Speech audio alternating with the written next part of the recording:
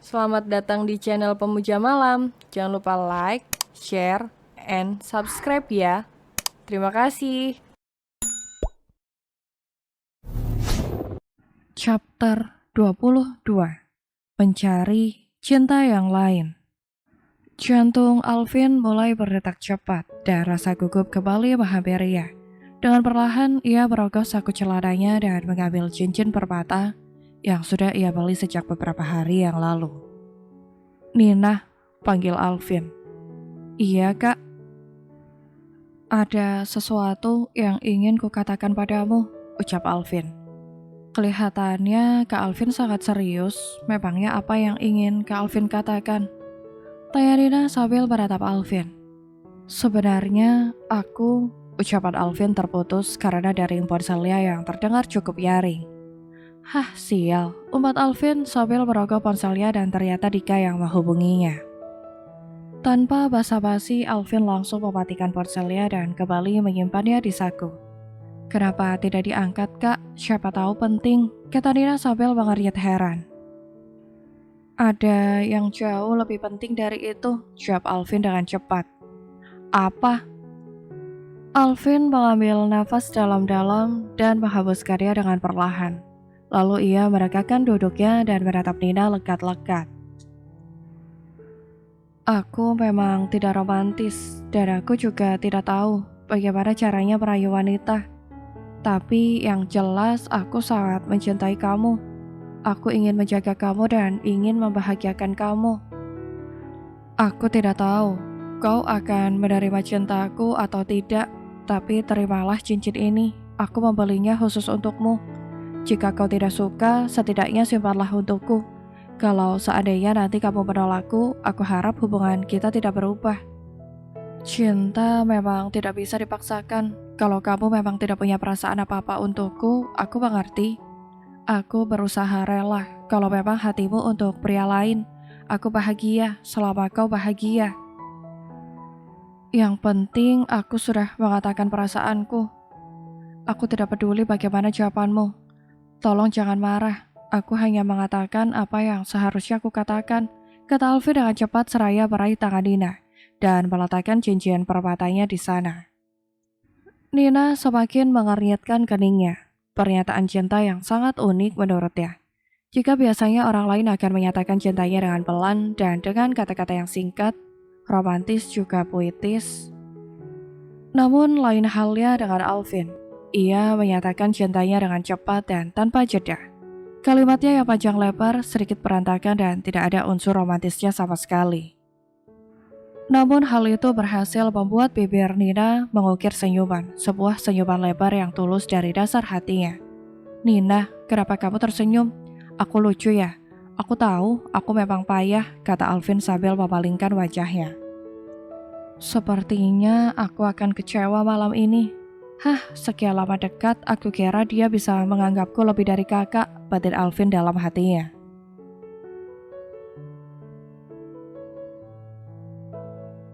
Bukankah kamu jangan salah paham? Aku tersenyum karena bahagia. Aku senang mendengar pengakuan kamu, ucap Nina sambil menggenggam cincinnya.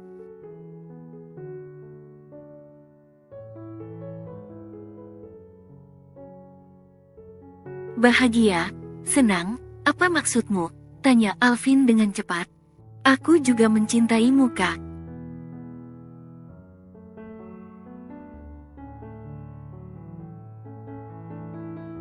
Kamu serius? Iya, jawab Nina sambil mengangguk.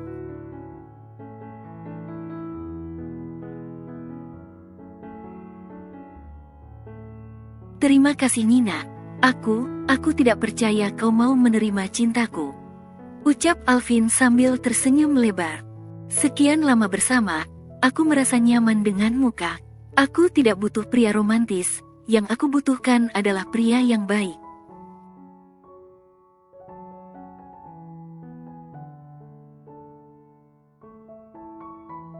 Yang tulus mencintaiku, dan mau menerima semua yang ada pada diriku.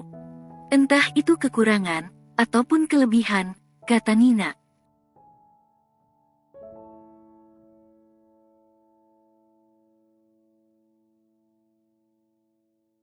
Aku sangat bahagia malam ini. Akhirnya aku berhasil menyatakan perasaanku padamu. Aku sudah lama menunggunya. Oh ya, tolong pakaikan, kata Nina sambil menyerahkan cincinnya.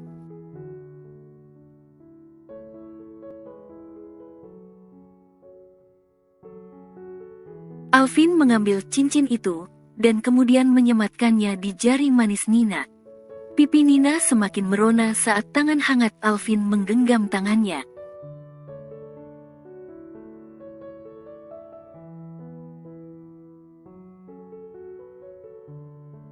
Apakah ini termasuk lamaran Kak? Goda Nina.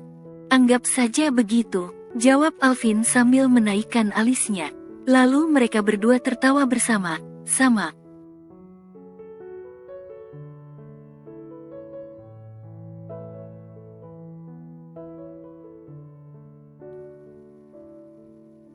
Di tengah keheningan malam, di salah satu sudut kota Surabaya, seorang lelaki sedang duduk sendiri di balkon kamarnya.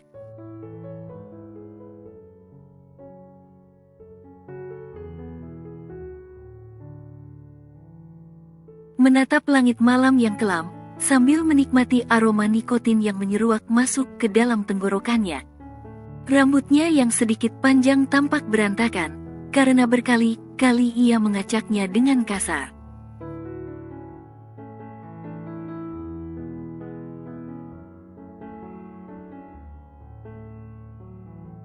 Dilihat dari raut wajahnya, sepertinya lelaki itu sedang menyimpan beban yang cukup menyesakkan.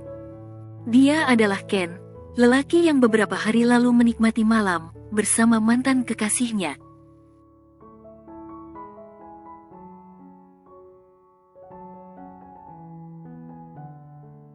Ken meraih ponselnya, yang ia letakkan di sebelahnya. Ia menatap kembali satu pesan yang kemarin Senja kirimkan padanya.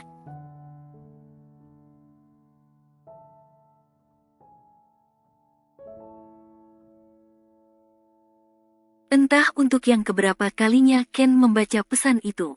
Rasa sakit dan sesak selalu berkemelut dalam hatinya, setiap kali ia menatap tulisan itu.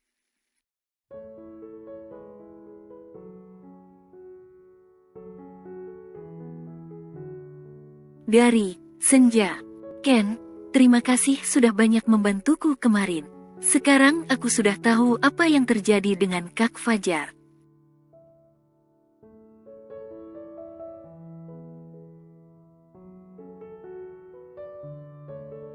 Maafkan aku Ken, mulai saat ini aku akan menjaga pernikahanku. Kau lelaki yang baik, aku yakin kau bisa mendapatkan pasangan yang baik pula.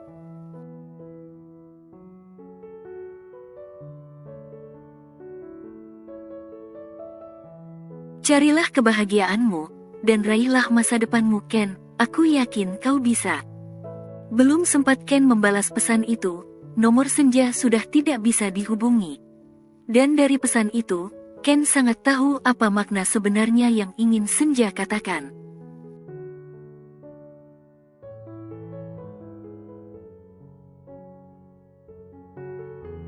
Senja tak ingin lagi berhubungan dengan Ken, dan akan fokus mencintai suaminya. Senja ingin Ken melupakannya, dan mencari cinta yang lain.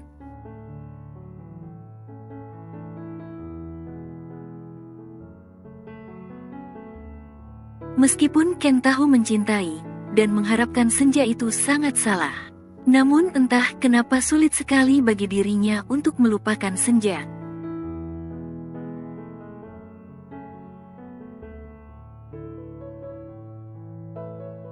Kenapa jalan hidupku harus seperti ini? Apa yang harus aku lakukan? Aku tahu mendapatkan ayah itu tidak mungkin, karena dia sudah menikah.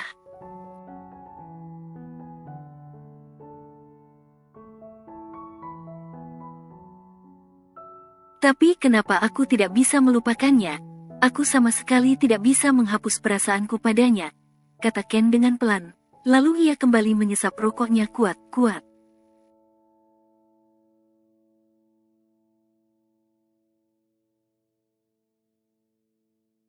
Ya Allah, jika ayah memang bukan jodohku, tolong gerakkan hatiku, dan hapuskan perasaanku untuknya. Jika takdir kebahagiaannya memang bersama Fajar, tolong berikan juga takdir kebahagiaanku bersama wanita yang lain.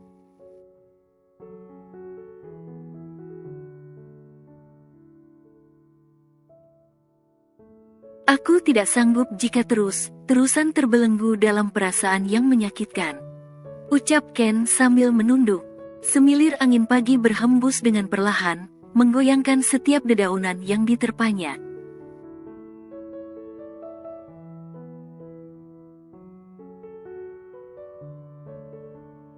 Butiran demi butiran embun, menetes pelan, dan pecah mengeluarkan aroma basah.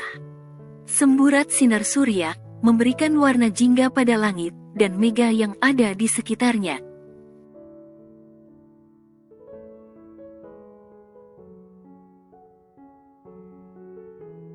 Suasana pagi yang sangat indah, seindah hati Fajar dan senja yang sedang memadu cinta. Saat ini mereka sedang berlibur di puncak, menyewa sebuah villa mewah berlantai 3.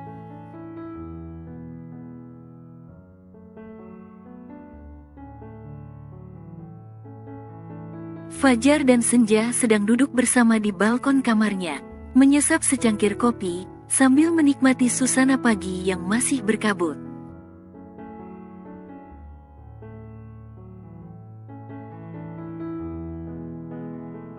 Sejak Fajar mengatakan kejujurannya 2 minggu yang lalu, hubungan mereka semakin harmonis. Cinta kasih mereka kembali bersemi, seperti saat dulu sewaktu mereka masih pacaran.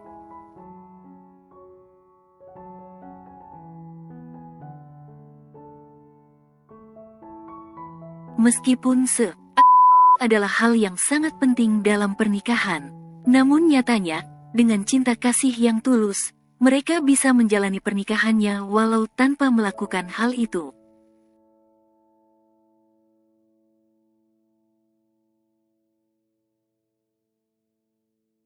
"Kamu kenapa tidak membuat coklat?" tanya Fajar sambil menatap istrinya. "Lagi tidak ingin, Kak," jawab Senja.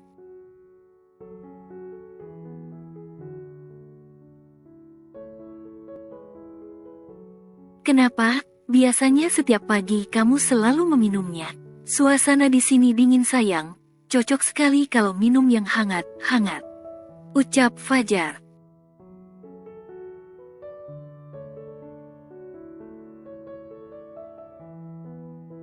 "Iya, tapi entahlah, lagi tidak ingin, Kak," jawab Senja.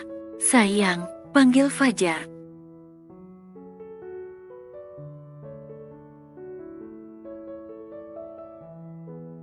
"Iya, Kak," jawab Senja. "Berayap, siaplah, setelah ini aku akan mengajakmu jalan, kata Fajar sambil mengusap rambut Senja.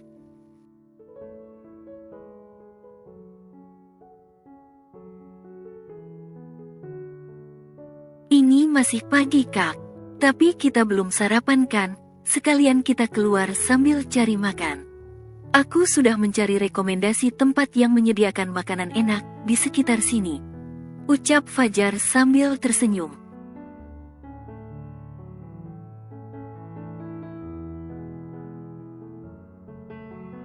Gara Kak Fajar yang tidak mengizinkan aku masak.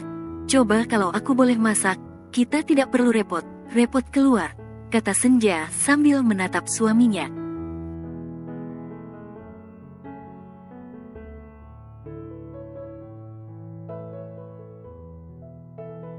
"Kita sedang berlibur sayang. Aku ingin kau santai dan menikmati waktumu di sini.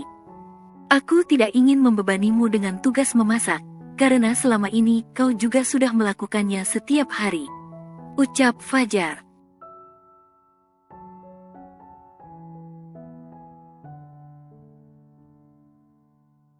"Tapi aku senang melakukannya, Kak. Tapi aku lebih senang kau tidak melakukannya. Sayang, menurutlah, hanya selama kita liburan saja, aku tidak mengizinkanmu memasak," kata Fajar tidak mau kalah.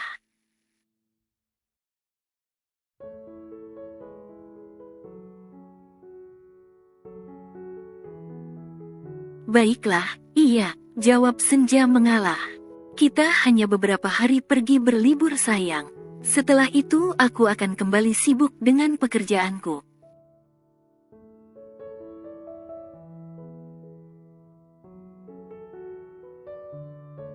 Jadi kita harus menghabiskan waktu berlibur kita dengan sebaik mungkin, kata Fajar sambil meraih tubuh Senja dan membawanya ke dalam pelukannya.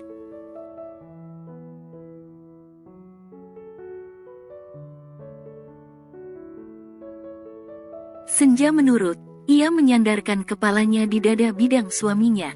Senja memejamkan matanya, menikmati semilir angin pagi yang menerpa wajahnya.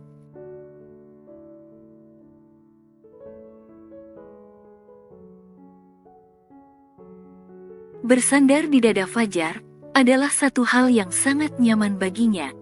Namun saat mengingat pengakuan Fajar kala itu, hatinya terasa sesak dan sakit.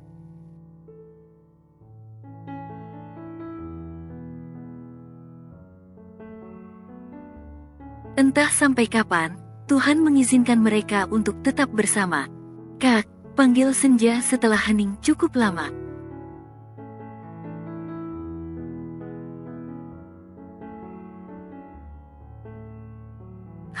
Gumam Fajar sambil memainkan rambut Senja yang meriap tertiup angin. Jangan terlalu memporsikan diri dalam bekerja, Kak.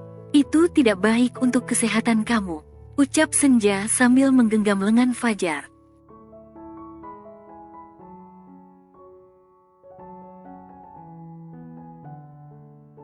Aku tahu sayang, aku bekerja tidak sampai lelah kok. Hanya saja aku harus setiap hari datang ke kantor, memantau pekerjaan karyawan, juga memeriksa beberapa berkas yang harus aku tanda tangani. Jawab Fajar dengan panjang lebar.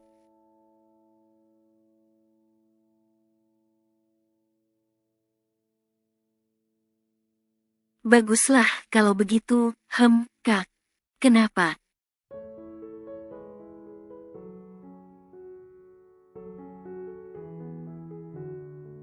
Kalau nanti kamu pergi ke Singapura, bolehkah aku ikut? Tanya Senja sambil mendongak, menatap Fajar yang juga sedang menatapnya.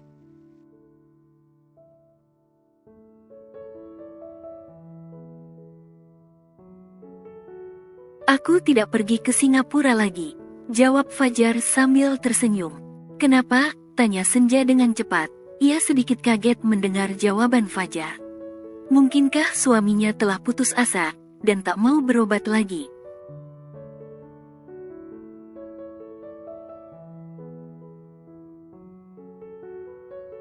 Aryan sekarang bekerja di Indonesia, jadi aku tidak perlu jauh ke Singapura lagi untuk menemuinya, jawab Fajar.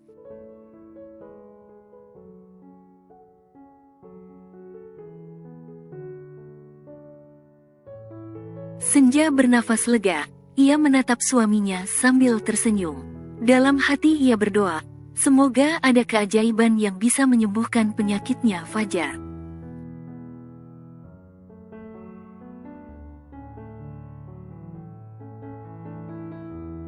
Syukurlah kalau begitu, Kak, aku lega mendengarnya, ucap Senja sambil tersenyum lebar. Senyumanmu sangat manis sayang, ucap Fajar seraya menundukkan kepalanya dan mencium kening Senja cukup lama.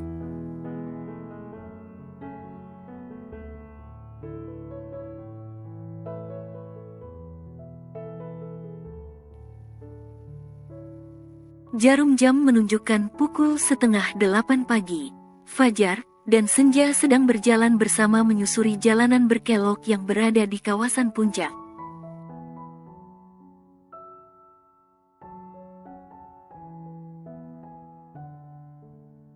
Mereka hendak pergi ke rumah makan yang terkenal dengan soto babatnya.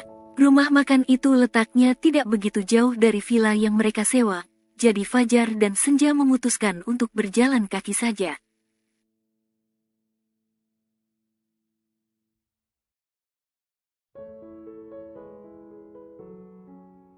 Suasana di sini berbeda jauh dengan suasana di apartemen ya, Kak.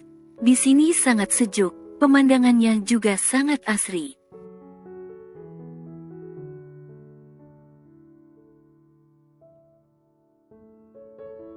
Lihat bunga itu, Kak, cantik sekali kan?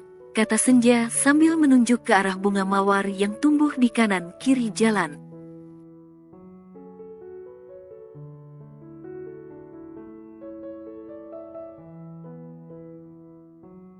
Iya, hirup udaranya dalam Kak. Sejuk dan sangat menenangkan, semerbak aroma mawarnya benar-benar menghanyutkan Kak.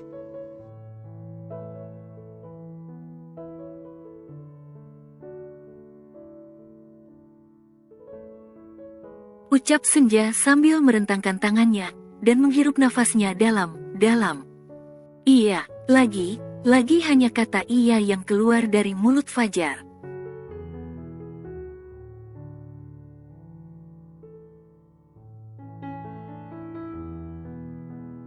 Kak, kamu menyebalkan, aku bicara panjang lebar.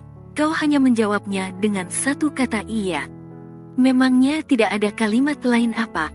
Gerutu Senja dengan bibir yang manyun.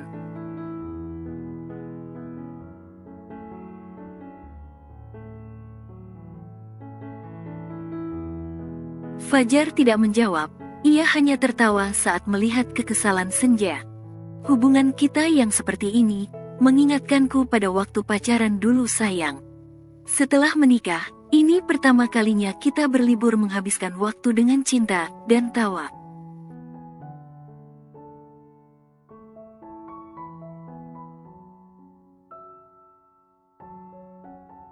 Kau tahu sayang apa yang kurasakan saat ini?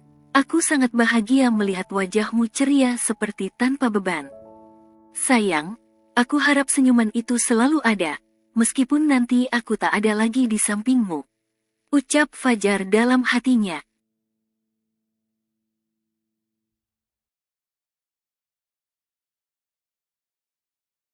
Kak, kamu malah diam, teriak Senja sambil menggoyangkan lengan Fajar. Ada apa? Tanya Fajar masih dengan tawanya.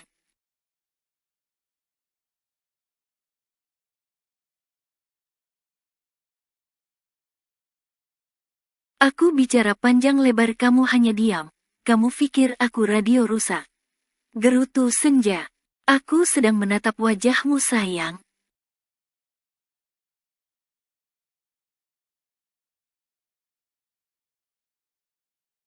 Jangan merayu.